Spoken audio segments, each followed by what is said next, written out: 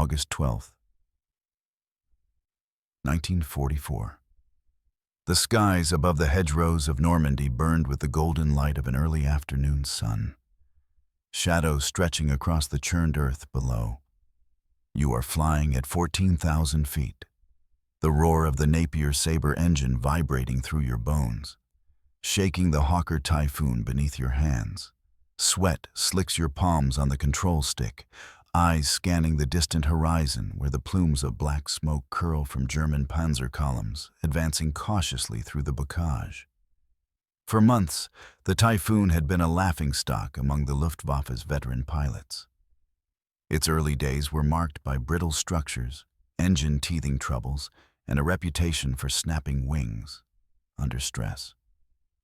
"Too slow," sneered Oberleutnant Hans Becker as he peered through the canopy of his Focke-Wulf 190, tracking a lone Typhoon practicing low passes over a captured airfield in southern England. They call this a fighter?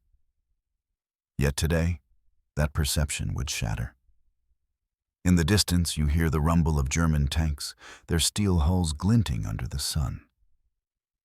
The reconnaissance reports are clear. The 12th SS Panzer Division is attempting to regroup after a morning push. And you, flying with Wing Commander Roland tiny Caldwell squadron, have been vectored precisely to intercept. The RP-3 rockets slung beneath your wings are ready. Each warhead is equivalent to a small naval shell, a thunderbolt waiting to descend from the sky. Your squadron leader's voice crackles over the radio. "Caldwell, 3 o'clock, low altitude. Engage and break the spearhead. Watch your spacing. These beasts are armored, but they're predictable. Make them count." The engine screams as you push forward, the Typhoon's distinctive, almost furious growl cutting across the fields, unmistakable to anyone on the ground. German infantry in the villages below glance up, their faces tightening as they recognize the sound. They had mocked your aircraft in training reports, dismissed its potential, but now their confidence is wavering. The first targets come into view. A half-track convoy crawling along a narrow lane between hedgerows, tanks spaced just far enough to provide mutual support. You release a salvo of RP-3s.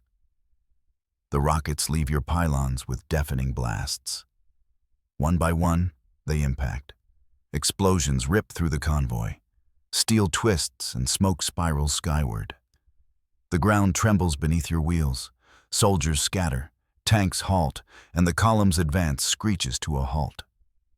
From above, you see the chaos unfold like a grim ballet. A Panther tank, trying to find cover, erupts in flame. German officers shout orders, waving their hands, but the destruction is too swift. Another salvo, another tank destroyed, and the lane is effectively neutralized. Every German soldier who heard the Typhoon approaching knows one thing now. This is no ordinary fighter. This is a beast born to shred armor, a weapon that laughs at the old rules of engagement. You pull back into the sky, the adrenaline still coursing. Wing Commander Caldwell radios over. "Well done, everyone. Remember, we're not just flying. We're rewriting the battlefield." And indeed, with the Typhoon's roar echoing over Normandy, the Luftwaffe's laughter has long since died. The afternoon sun climbs higher, glinting off the twisted metal of shattered panzers, and the air vibrates with the distant thrum of retreating engines and frantic shouts from German infantry. You bank sharply over a hedgerow, eyes scanning the shattered road below. Smoke curls from overturned half-tracks, and the acrid scent of burning fuel reaches your senses even at this altitude. Every kill is a testament not only to your skill, but to the terrifying efficiency of the RP-3 rocket. The Typhoon, once ridiculed for its heavy frame and cumbersome handling, now reveals its deadly purpose. Its Napier Sabre engine growls with a relentless fury, pushing you faster than anyone had anticipated. and the aircraft responds to every input with surprising precision. You dive low, skimming the ridges of farmland, the hedgerows nearly scraping your wingtip. The German soldiers below dive for cover, their panicked eyes tracking your descent. Your wingman, Flight Lieutenant George Blue Houghton, releases his rockets with deadly accuracy. A Tiger I tank erupts in a violent fireball, throwing black smoke into the sky. Blue's voice crackles over the radio, exhilarated but tense. Direct hit. That's 2 tanks and a half track gone. Caldwell, the enemy's breaking apart. The battlefield below is a nightmare of twisted metal and fire. Soldiers scatter, vehicles burn, and the once disciplined panzer formations dissolve into chaos. The Luftwaffe pilots, watching from their F-190s and Bf-109s, had expected to see fragile, easily targeted aircraft, perhaps struggling to maintain formation.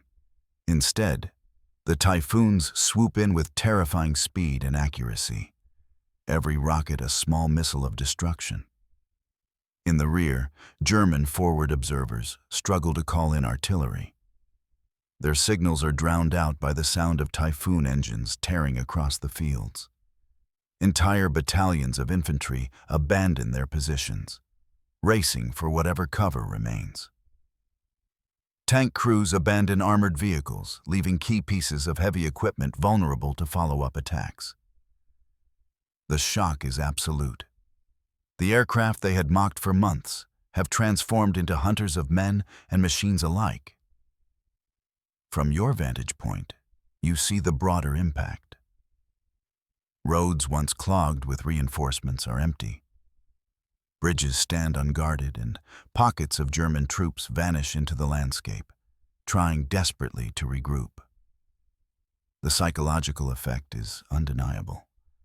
More than the rockets themselves, the mere approach of a typhoon has become a signal of imminent devastation. As you pull back to regroup with the squadron, Wing Commander Caldwell's voice resonates over the radio again, calm but laced with awe. Gentlemen, this is what they said couldn't be done. This is the Typhoon's moment. And indeed, every pilot in the formation understands. The aircraft that once drew laughter has become the instrument of fear, and Normandy will never see armored warfare the same way again. By late afternoon, the battlefront has become a jagged line of smoke, fire, and chaos. You fly low over the shattered countryside, the Napier Sabre screaming as your Typhoon tears across the horizon. Below, the remnants of German armored formations cling to life, their tanks and half-tracks strewn along the narrow lanes like discarded toys. The RP-3 rockets hanging under your wings are more than weapons. They are the embodiment of a long-awaited revenge against every sneer and dismissal that greeted this aircraft in its early days. Wing Commander Caldwell points toward a choke point where German armor is massing. Here we go. Concentrate fire. Break the line before they reach the village. Your squad responds instantly. You pull into a steep dive, aiming carefully as the wind whips past your face. Time seems to slow as the first salvo leaves your pylons. Rockets streak like fiery comets, each one impacting with devastating precision. The resulting explosions shake the earth and send shockwaves through the panicked enemy. You witness a Panther tank erupt in flame, its turret blown skyward by a direct hit. A half-track attempting to flee through the fields is ripped apart in a hail of fire. Soldiers sprint for cover, their screams mingling with the roar of engines and the thunder of exploding rockets. Even seasoned Luftwaffe pilots overhead are forced to take notice. This is no ordinary ground attack sortie. This is annihilation delivered from above. The effectiveness of the Typhoon is not just in raw firepower. It is in timing, coordination, and the deadly guidance of forward air controllers on the ground. Every rocket salvo is the result of precise vectoring, enabling the pilots to hit targets that otherwise might have gone unnoticed. You sense the growing panic among the German ranks. Columns that once moved confidently are now halting, scattering, or fleeing entirely. Minutes stretch into what feels like hours as your squadron cuts through the enemy lines. A series of explosions rocks the countryside. Tanks, trucks, and supply vehicles all reduced to burning wreckage. You see officers shouting orders that go unheeded, men abandoning vehicles, and soldiers surrendering to avoid certain death. The Typhoon, once mocked as a lumbering and flawed fighter, has become a tool of terror, capable of turning the tide in minutes. As you climb back into higher altitude to regroup, the sound of your engine cutting through the Normandy skies is now almost a herald of doom for any German soldier below. The legend of the Typhoon is growing, and the laughter that greeted its early flights has been replaced with dread. You glance at the horizon, already scanning for the next target, knowing that each run leaves behind more destruction and breaks yet another line of resistance. By early evening, the battlefield is unrecognizable. Smoke rises from smoldering tanks and trucks, hedgerows are shattered, and villages that once provided cover for German forces are now abandoned. You bank your Typhoon over a ruined road, the growl of the Napier Sabre resonating through your chest, and notice the subtle but unmistakable signs of fear in the enemy below. Soldiers are moving erratically, often fleeing into open fields without any attempt to organize, and small units are surrendering to avoid the devastating rockets raining from above. The psychological impact of the Typhoon is as lethal as its rockets. Forward German observers, who had once dismissed reports of lumbering British aircraft, now scramble desperately to communicate movements or call for reinforcements. But their warnings arrive too late. Entire panzer battalions halt, uncertain whether their next step will be survival or fiery destruction. You see a Tiger I tank attempt to reposition, only to be obliterated by a well-aimed salvo from your wing. The fireball illuminates the countryside, and the German crews retreat, abandoning hope as quickly as they abandon their vehicles. In the cockpit, your senses are heightened.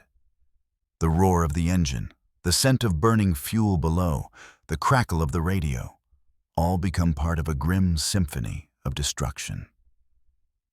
You glance to your wingman, Houghton, who gives a brief nod, a silent acknowledgement of the deadly ballet you're performing together. Each strike is calculated, precise, and devastating, demonstrating not just the aircraft's capabilities, but the ingenuity of Allied coordination.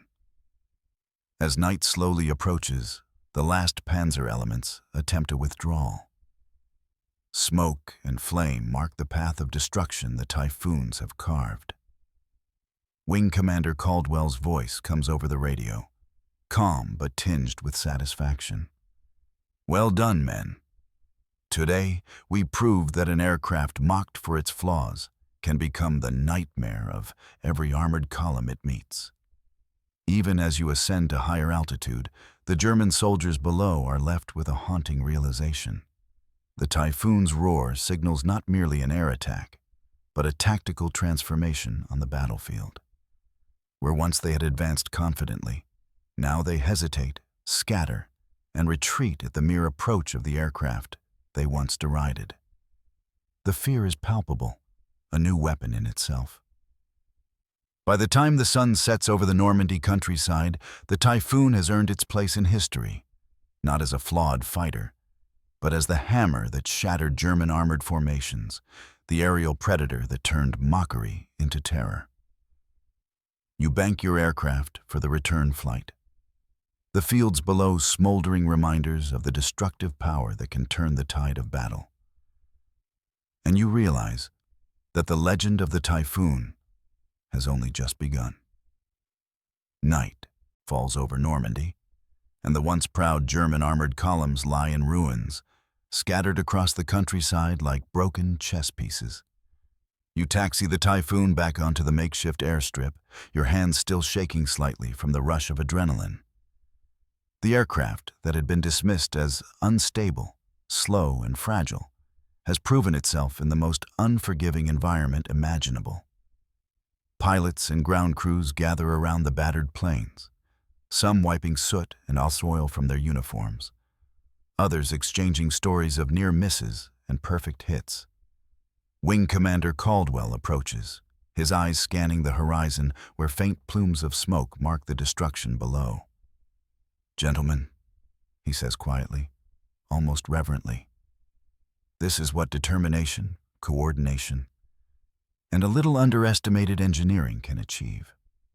The RP-3 rockets, initially feared by engineers as temperamental and difficult to aim, have rewritten the rules of aerial ground attack. Entire panzer divisions had been halted or scattered in mere minutes. And German reports confirmed that battalions refused to advance once they heard the Typhoon's distinctive roar. Infantry and armor alike were paralyzed by the combination of speed, firepower, and psychological impact. Back at the briefing tent, intelligence officers pore over aerial photographs of the day's strikes. Flames and craters scar the landscape. Notes are exchanged, calculations made, and new tactics are devised to exploit the Typhoon's strengths. The aircraft has become a weapon not just of destruction, but of strategy, capable of dictating enemy movement before even a shot is fired.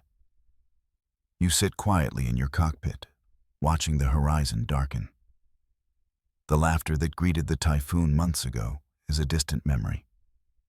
In its place is fear, respect, and the recognition that one of the most feared ground attack aircraft of 1944 was born not from perfection, but from adaptation and relentless determination.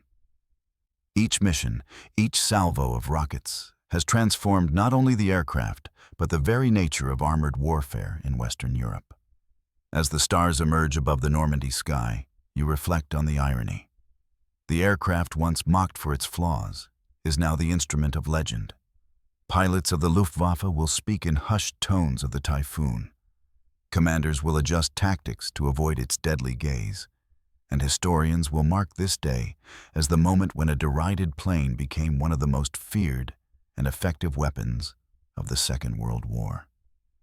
The roar of the Sabre engine dies as the Typhoon settles, but its legacy will echo across the fields of Normandy for years to come.